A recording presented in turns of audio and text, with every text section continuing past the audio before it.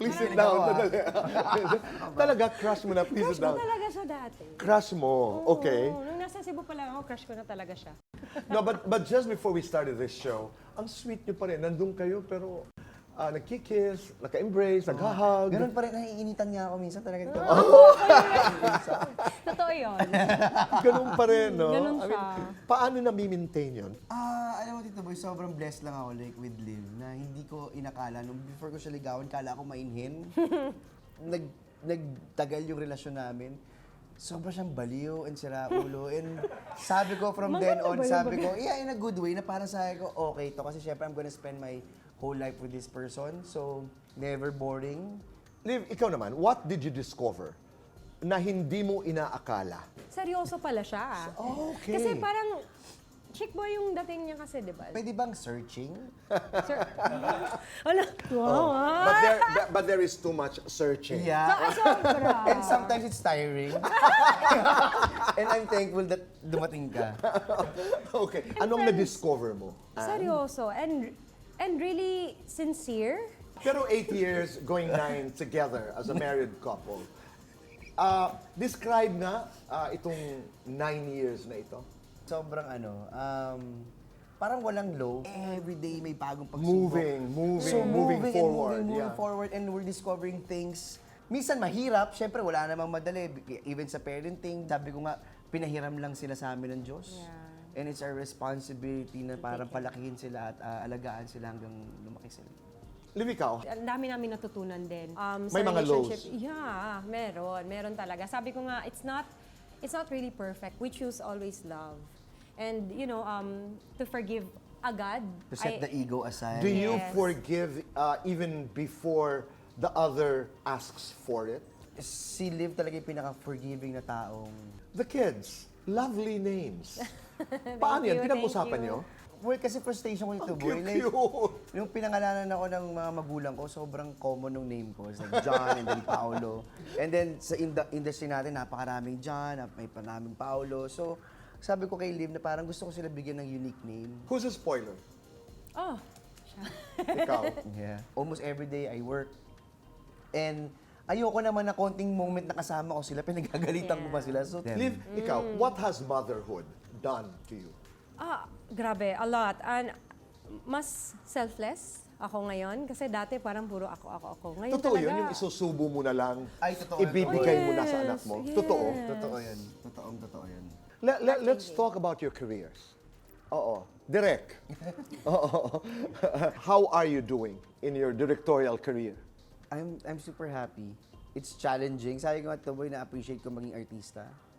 Kasi like, siyempre yung mga artista, di ba, pag darating ka sa set, talagang iisipin mo yung sarili mo. But to become a director, I mean, big responsibility. Ikaw nagtitimon eh. Ikaw nagtitimon, from the small details to the big details, lahat yan. So talagang Pero ang sarap nung pakiramdam every after ng show. Every after na nakikita ko yung artist mo, sobrang saya. Yung producer mo, yung mga manonood, sobrang saya. Yun yung priceless for me. That's why yun yung nagde-drive sa akin to do more. Okay, you do concerts, you do music videos. What about films?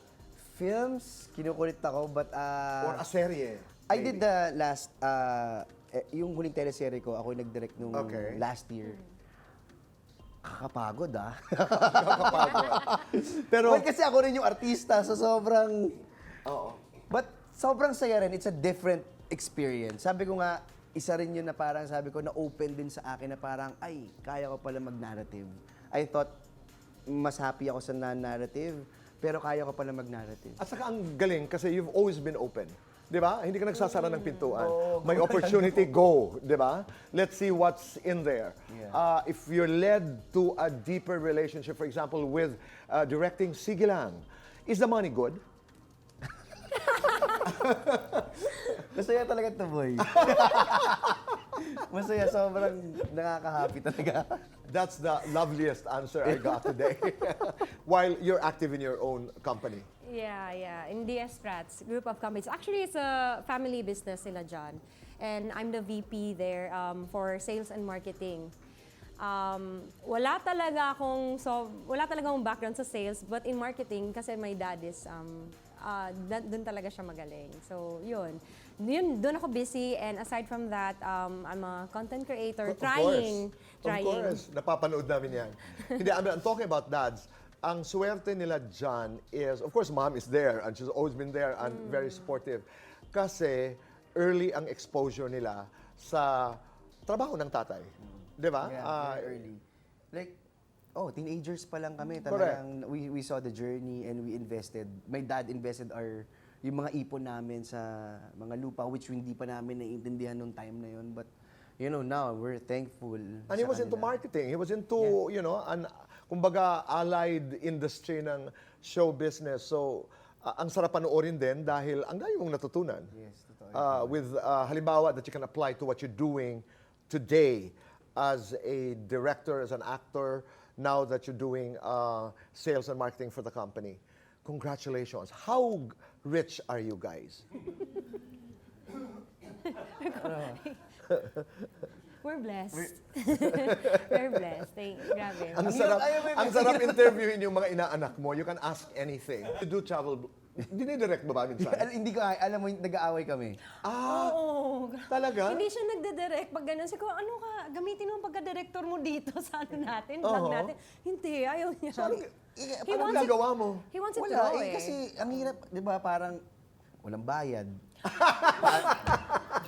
Uutusan ka, walang bayad. So ano yun, di ba?